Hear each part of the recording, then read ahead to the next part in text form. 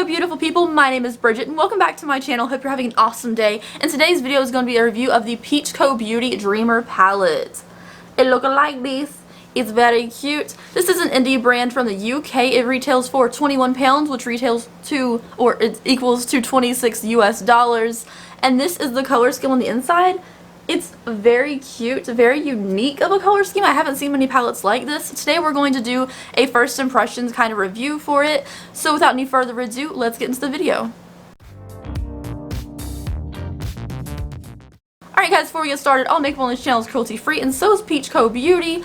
Also, one slightly thing I want to mention, it says peach.co.beauty, but if you type it into your browser, that website does not work. There's no dots, it's just peachcobeauty.com. So just a little thing about that if you're trying to look up for to buy this palette. And now let's get into some swatches before we get into the first look. Alright guys, so here's the palette swatched out. You can definitely right away your eyes go straight to this like glitter shade. The rest of them are like glimmery, shimmery shades. Everything's swatched out really well except for the white. The white did not swatch out very well. Even this shade right here, which is kind of similar to my skin tone, so you might not see it too well, was very creamy when I swatched it. So overall the swatches I think look pretty decent. Alright, so I've looked better. I need to stop going out, trying to have fun, and then looking like crap the next day. Not fun. So this is the Dreamer palette. It's very, very cute. Of course, I'm like, look, it's a yellow, but it's kind of mustardy. Let's go for that. So I think we're gonna. I'm torn because like I want to use the yellow and the green, but I also want to use like the golds and the purples and like the pink. So I think what I'm gonna do is we're gonna do mustardy purple. It's gonna be a weird color combination, but we're gonna try some colors out today. So I'm gonna start off with this yellow. We're gonna transform it to more of this color soon, but just the very, very inner part is gonna be yellow. So I'm gonna take a Sigma E45 brush and I'm just packing it right in the very inner corner. Okay. So I gotta get it to show up. My lids are primed, by the way. It's just primed with my foundation, which is a little bit darker than normal, but this is still showing up. So I'm just gonna do this right here. There is a bunch of kickback in the pan with this shade, but that's not something that's a deal breaker for me because it's not like a terrible amount. And it is showing up. It's just slightly more dull than it is in the pan, which is okay. I do wish it was slightly brighter, like a little bit brighter, just because there is such a nice bright green in here. I think a little bit of a brighter yellow or gold or mustardy shade would be helpful, but this shadow does work. Alright, so next up I'm going to transition into this kind of brown taupey shade. I don't even know if taupe's the right word for that. I'm going to put this over our crease. Using the same brush, I'm going to kind of mix these two together right here. This is such a weird color combination. I doubt anybody's going to recreate this look. But at least we'll know if the shadow quality is good or not. Also, I really like the consistency of the shadow. There's a little bit of kickback in the pan, but the way you press in here, it's just really smooth. Next, taking a Sigma E38 brush. I don't know. I guess we'll do the purple. Screw it. That does not go with this whatsoever. I'm just going to dip into the purple here. This is pressed very well. There's not too much kickback in the pan. I'm going to pack it on the very outer corner. It's pretty good. I'm not going to lie. That's pretty good. And purple eyeshadows are difficult. So I always pack a purple before I start blending it. Just because purples can get very patchy. You got to like really be careful with them. So I'm having a little bit of trouble blending this purple out. I don't know what's going on. It's just, I'm having trouble getting it to move where I want it to move. And it kind of sticks where I packed it on, and then when I try to blend it out, it kind of disappears a little bit in certain parts of like my eye.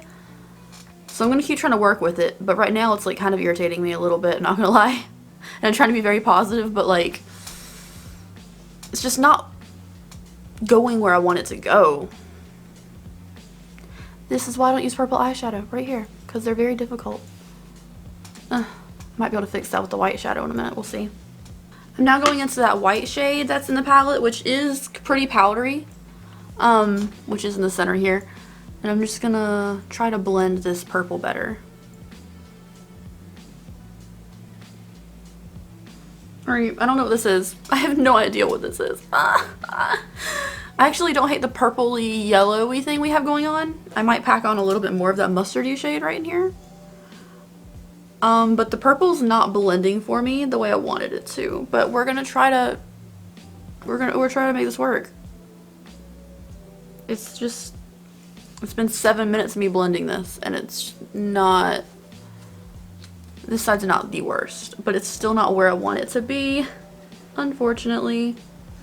But I'm gonna go ahead and put some stuff on the lid now. So I'm gonna carve out some lid space. I feel like that's the only way to save this look at this point. So I'm gonna take some concealer and a little flat E58 brush and carve out a little bit of lid space for a shimmer. Alright, so cleaned off the concealer off my brush, put on a little bit of lid space. So for the first shimmer, we're gonna use the gold. It's a pressed glitter. I'm a little bit intimidated by it. And then for the rest of the outer lid color, we could use this purpley purple color. Yeah, I guess we'll use the purpley purple color. So we'll use this for the inner part and then this for the outer corner. I really wanted to use this pink because it looks really well pressed. But I'm trying to save this look, so I'm not trying to do anything weird. Well, this is weird overall. I don't know. I'm not really sure I'm a fan of how this pressed glitter is in this pan, to be honest. Maybe if I take my finger? Press it on the concealer? This is kind of a gritty texture to this glittery shade. It looks really pretty on my finger, swatched out and stuff. It will not pick up on the brush. So I can't really apply it the way I want to. It is sticking to the concealer pretty decently, but I'm not getting that precise thing if I can't use a brush to pick it up. And it just feels kind of gritty.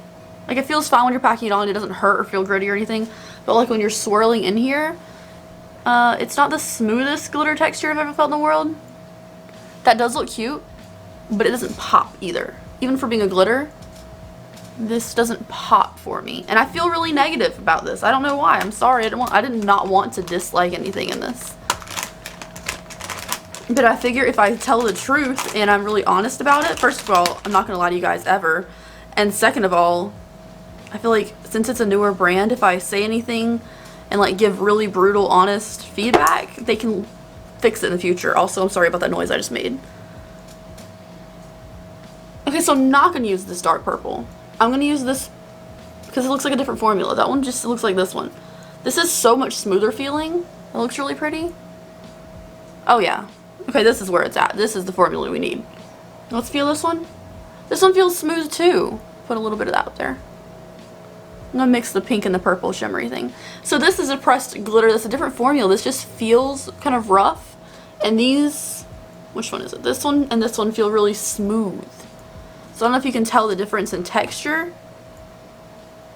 This one just looks, it feels more gritty. It looks more gritty. But I'm going to mix both the pinky purple and the purpley purple on the outer corner. I could probably apply these with a brush, honestly, for great application, like specific application. It's just the gold one's not my favorite. Even if it's a pressed glitter, even if I put a glitter glue down, I just don't think it's going to pick up if it won't pick up with the brush. And I'm going to take this blending brush and blend this together a little bit.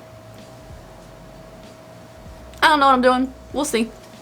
So because this is already like, I don't know, a lot, I'm going to go ahead and make it a little bit more. And I'm going to put the green on the lower lash line because we're already this far, and this is a Sigma E55 shader brush. You can see how this green does. The green feels pretty dry. Not my favorite. Not my favorite thing in the world. I feel like I'm losing it. But pastels are also difficult to formulate, so I understand the issue. You can see it, I guess. It's just not a bold green. I feel like I'm seeing it flying above my eyes every 2 seconds, even though I'm trying to pack it on. So that's how far I can get the green to build up. Alright, so I'm going to pop on some mascara lashes and try to blend this eyeshadow a little bit more, and I'll be right back. Alright guys, so this is the finished look. What do we think? I put on some giant lashes to kind of make up for it a little bit. But this is the look. It's real messy. it's real messy. Like from a distance, like looking like, it looks okay, but it's really messy. It's the purple, I think. Like the tan brownish taupey shade and the yellow were fine. The green is very pastel. It's very light, kind of hard to see. But I'm sure if I put it on the top a little with concealer down first, it would show up fine. It's the purple. And then the gold shimmer doesn't, or the gold glitter doesn't pop. I just couldn't blend the purple that well. But purple eyeshadows are apparently the hardest to formulate, so I'm not really super surprised. That's why I don't wear purple eyeshadow. In case you guys never noticed, I don't wear purple eyeshadow because of this reason. But overall, let's think about the palette. So for being an indie brand, I always like to support indie brands, so I would say it's worth it for $26 or 21 pounds. Because it is a 9-pan palette. They're big pan sizes. These shimmers are really pretty. And from swatching and everything, the white, this shade, the yellow, and this, so every matte except for the purple is absolutely fine. The only issues I have is that this has a little bit of a weird texture and this is patchy.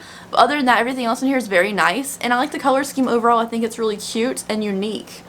So overall, I do think it's worth it. I had some issues here. This isn't my most fantastic look. I think I'm going to play with it some more in the future just to see like what other looks I can come up with a more cohesive color scheme and not use that purple.